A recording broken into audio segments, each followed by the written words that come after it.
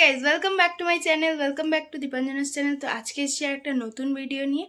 আজকে ভিডিওটা আমি এখন থেকে স্টার্ট করছি। তো আমার অলরেডি স্নান হয়ে গেছে, লাড্ডুকে টিফিন করে দিয়েছি, অনেক কাজই হয়ে গেছে, মাকে মাছ ধুয়ে দিয়েছি।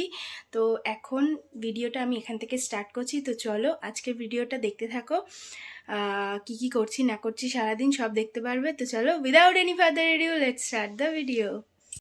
এখন যাব রান্নাঘরে, গিয়ে দেখবো যে ওই মা হচ্ছে গিয়ে, আমি বললাম যে ঘি তৈরি হয় আমাদের ঘরে, ঘি তৈরি করি আমরা।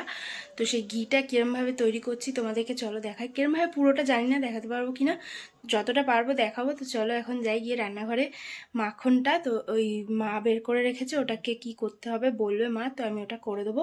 তো চলো এখন যাই।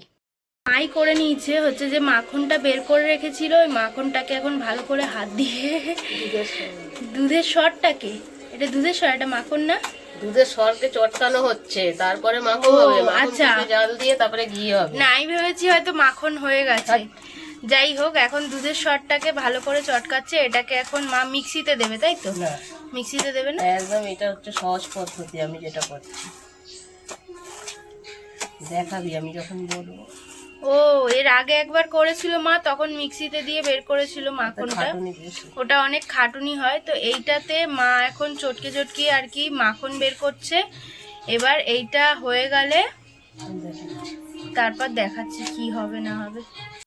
মা ওই যে এরকম ভাবে চটকে চটকে এই যে পুরো শটটাকেই আর কি মাখনে পরিণত করেছে। ঠান্ডা জল দিয়েছে, তোমরা বুঝতেই পারছো, পুরো পুরো আলাদা হয়ে যাচ্ছে জল, আর এটা মাখন বলেই কিন্তু জলটা আলাদা হয়ে যাচ্ছে।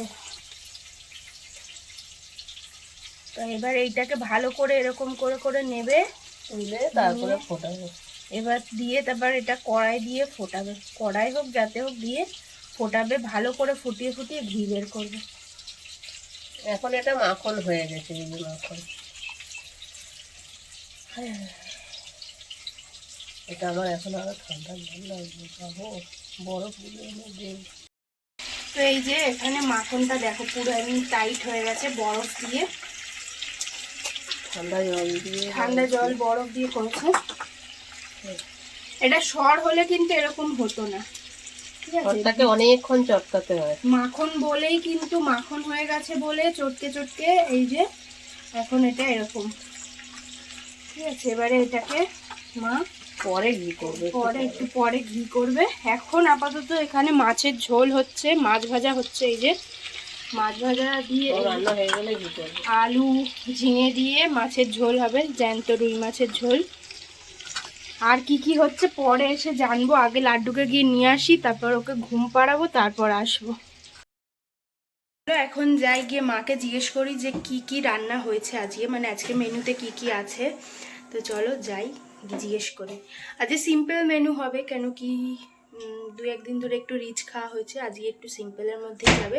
তো যাই হোক, সিম্পল হোক যাই হোক, গিয়ে আগে দেখি গিয়ে যে কি মেনু হয়েছে, আর মা এখন কি করছে গিয়ে দেখবো রান্নাঘরে। আজকে কি কি রান্না করলে আগে দেখি, তুমি কি করছো?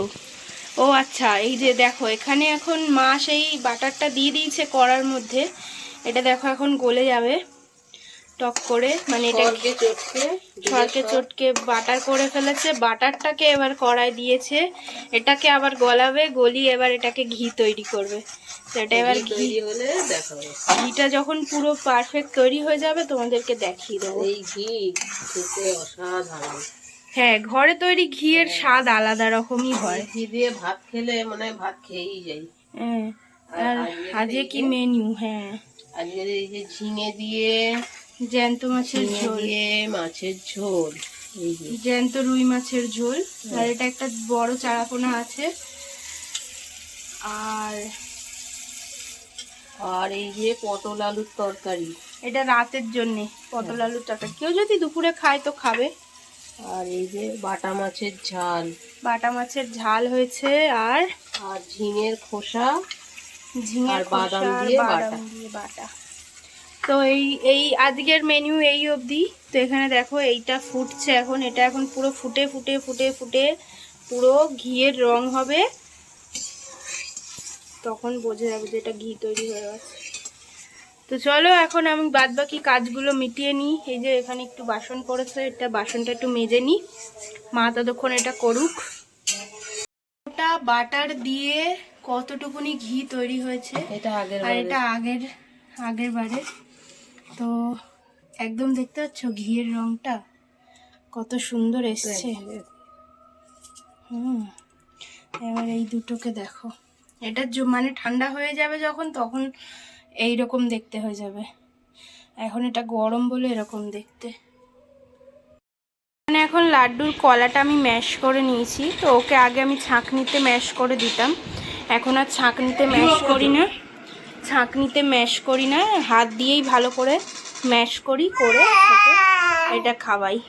তো চলো ওকে এখন এটা খাইয়ে নিই। আমি এখন খেতে নেমেছি দুপুরবেলা। তো আমি ওই ইউটিউব স্টুডিওতে ভিডিওতে কতগুলো ভিউজ হচ্ছে দেখছিলাম। তো ধর প্রথমে দেখলাম হচ্ছে একটা শর্ট ভিডিওতে 203 ভিউজ হয়েছে, মানে 203টে ভিউজ হয়েছে। তারপরে কিছুক্ষণ পরে যখন চেক করি 202টো ভিউজ দেখাচ্ছে ওটা আবার। তারপর আবার যখন কিছুক্ষণ পরে চেক করি 201। তারপর এখন একটু আগে চেক করলাম, দেখাচ্ছে 200টা ভিউজ। তো এটা কেন হচ্ছে আমি জানি না, যদি কেউ জেনে থাকো অবশ্যই কমেন্ট করে আমায় জানাও। অবশ্যই কমেন্ট করে জানাও এটা কেন হচ্ছে, আমি জানি না। তো যাই হোক, ভালো লাগে যখন ভিউজ বাড়ে। তো ভিউজ কমে গেলে কার ভালো লাগে, কারোরই ভালো লাগবে না। তো সেই জন্যে আমার এটা জিজ্ঞেস করা, যে কেউ যদি জেনে থাকো তাহলে অবশ্যই জানিও। তো আমি এখন খেয়ে নিই, তারপর তোমাদের সঙ্গে কথা হচ্ছে। তো আমার রুটি করা হয়ে গেছে, বাবাকে অলরেডি রুটি, পটল আলুর তরকারি আর দুধ দিয়ে দিচ্ছি। সকালে যে দুধটা ছিল ওটাই গরম করে দিয়ে দিয়েছি। আর এখানে এখন আমি এই যে ম্যাগি করছি, আর এদিকে বাবা বিকেলে যে দুধটা এনেছে দুধটা ফোটাচ্ছি এখন। তো এই দুধটা ফোটানো হয়ে গেলে এটা থেকে মাকে দেবো 1 কাপ, আর ম্যাগিটা এখন ওকে খেতে দেবো, কাজ থেকে এসছে। তো চলো এখন এগুলো বানিয়ে ফেলে তারপরে তোমাদের সঙ্গে কথা হচ্ছে।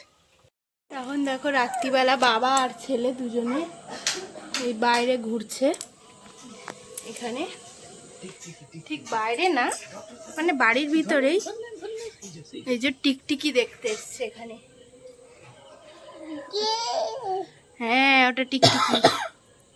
টিকটিকি কই? টিকটিকি কই দেখি দাও। টিকটিকি কই বলে দাও টিকটিকি কোথায়? ওই যে ওখানে টিকটিকি। এই যে টিকটিকি এখানে। আর দুটো দেখাচ্ছি টিকটিকি। দুটো টিকটিকি। আর ব্যাং দেখবো। আমি লাড্ডুর খাবারটা রেডি করে ফেলেছি, ওকে এখন খাওয়াবো। এখন বাজে 9:30। তো এখন এই যে দেখো, এই যে এই কালী ঠাকুরটা নিয়ে ও খেলছে। এটা আমাদের আলমারিতে লাগানো থাকে। তো এখন রাত্রিবেলা ঘুমাবো, যে ঘুমের কোনো দিশা নেই এর চোখে। তো যাই হোক, আজকের ভিডিওটা এখানেই এন্ড করছি। তো চলো, ভিডিওটা যদি ভালো লেগে থাকে তাহলে অবশ্যই লাইক করবে, কমেন্ট করবে, শেয়ার করবে। আজকের ভিডিওটা এই অবধি।